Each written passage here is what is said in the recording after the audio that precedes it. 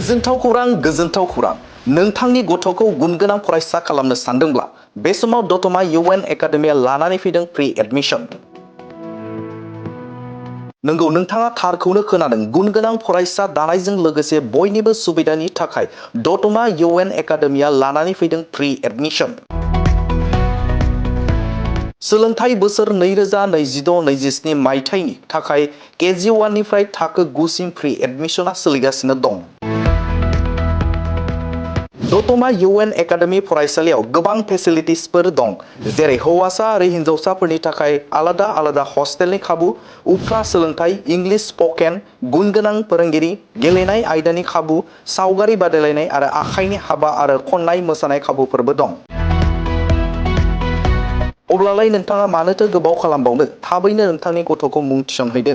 गोबां बाथ्राखौ मिथिनो थाखाय दतमा इउएन एकाडेमिनि नैबे 7002660387 जानबुं नाम्बारनि गेजेरजों जगाजग खालामदो। दतमा एकाडेमि, दतमा, क'क्राझार।